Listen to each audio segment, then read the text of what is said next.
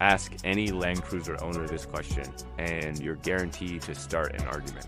Petrol or diesel, which one actually lasts longer?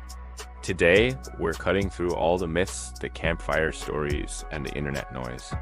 We're looking at real Australian ownership, real engines, and real kilometers to settle this once and for all. This video is for general information only. It is not mechanical or financial advice. The longevity of any vehicle really depends on its maintenance history, how it's been used, and its overall condition. Always get a vehicle inspected and seek professional advice before you buy. Now, when people say an engine lasts longer, what do they actually mean? It's not just about racking up huge numbers on the odometer. It usually comes down to one of three things. First, the total engine life before a catastrophic failure. Second, the total kilometers the vehicle can do before it needs a major, expensive rebuild. And third, and this is the one many people forget, how long the vehicle remains economical to keep on the road.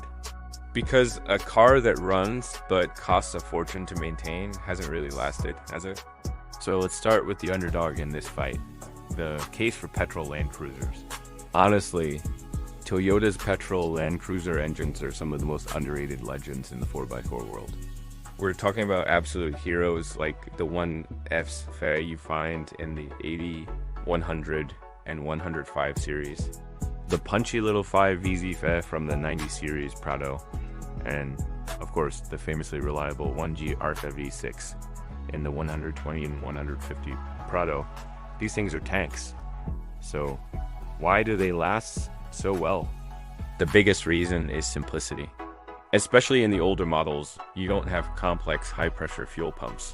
You don't have expensive injectors to worry about, and you don't have turbos that can fail. Parts are generally cheaper and more widely available. They are also much more tolerant of the kind of driving most people actually do. Short trips to the shops, school runs, and city commuting. That kind of use can be really hard on a diesel. Plus, for those who like to spin their own spanners, a petrol engine is often much easier to do your own maintenance on. The real-world reality is that a well-maintained petrol LandCruiser will easily sail past 400,000 or even 500,000 kilometers with very little major engine work needed. Of course, there are downsides. The big one is fuel consumption. They are definitely thirstier than their diesel counterparts, especially when you're towing or working them hard. They also have less about low-down pulling power, that classic diesel torque. And over the life of the vehicle, the extra fuel cost can certainly add up. Now for the champion, the engine that built the LandCruiser legend, the Diesel.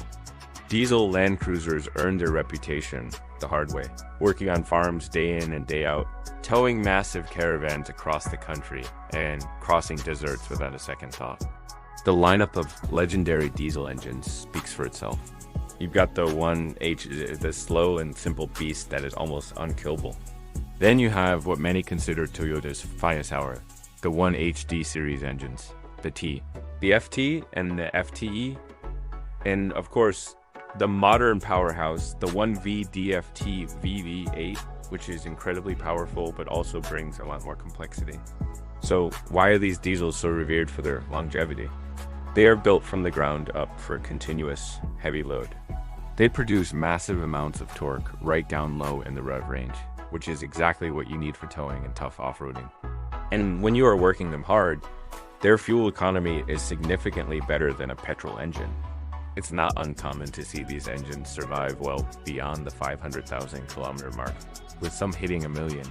Maintenance is everything, and when things go wrong, they get expensive. Turbo replacements aren't cheap either. The fuel systems are incredibly complex and expensive to fix. And modern diesels have a whole suite of emission systems like DPFs and EGRs that can cause a world of headaches and costs if they're not used correctly. They are also very sensitive to poor quality fuel and really dislike short stop-start city trips. But here's the real difference, the one that nobody ever seems to talk about. The truth is, most LandCruisers, whether petrol or diesel, don't die because of a fundamental flaw in their engine design. Things like cooling system failures, a $5 hose that lets go and cooks the engine, People stretching out their oil, change intervals, or using the wrong oil. Constant overheating from a blocked radiator or a faulty fan clutch. Using dodgy contaminated fuel. Or towing a 3-ton van up a mountain pass in summer without any upgrades to the cooling or transmission. The key difference is that petrol engines tend to be a bit more forgiving of this kind of abuse. A diesel, on the other hand, rewards correct use and regular maintenance, but it will punish neglect severely and expensively. Okay, so let's fast forward. Your LandCruiser has hit 300,000 kilometers. It's proven its worth, but now things are starting to wear out. What's the cost to keep it alive? This is where the petrol models often win the long-term argument. Let's look at injectors. On a petrol, they're relatively low cost, if they even need replacing at all. On a diesel, you're looking at a huge bill. Turbo? Most older petrols don't have one. On a diesel, it's a major and expensive component that will eventually wear out. The fuel system on a petrol is simple and cheap to fix. On a diesel, it's high pressure, complex, and costs a fortune to repair. And if you're a DIY mechanic, working on a petrol engine is just generally easier and requires fewer specialized tools. So after all that, which one actually lasts longer? The honest answer is if both a petrol and a diesel LandCruiser are serviced meticulously and used as they were designed. The diesel engine itself will probably reach higher ultimate kilometers before a complete rebuild is needed. However, and this is the crucial point, a good petrol LandCruiser is often far cheaper, simpler, and easier to keep alive for the long term.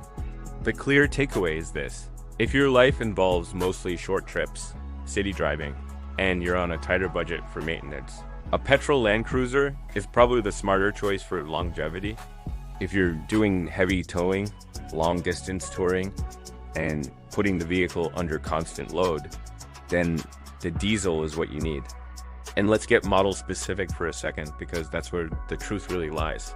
In an 80 or 105 series, a 1F petrol versus a 1HT diesel, honestly, both will last forever if you look after them.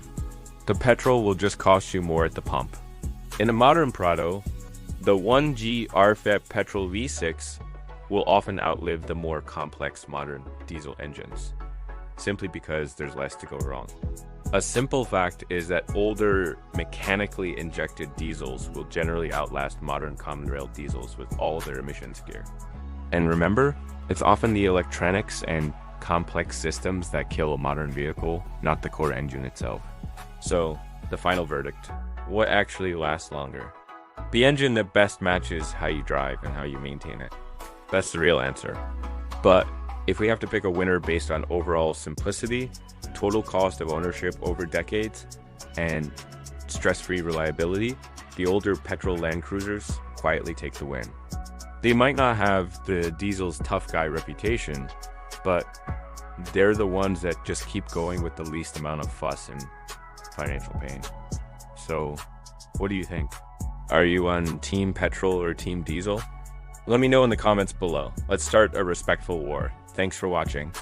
If you want more honest LandCruiser advice, buyer guides, and breakdowns on long-term ownership, make sure you subscribe to Nomad Off-Road Australia.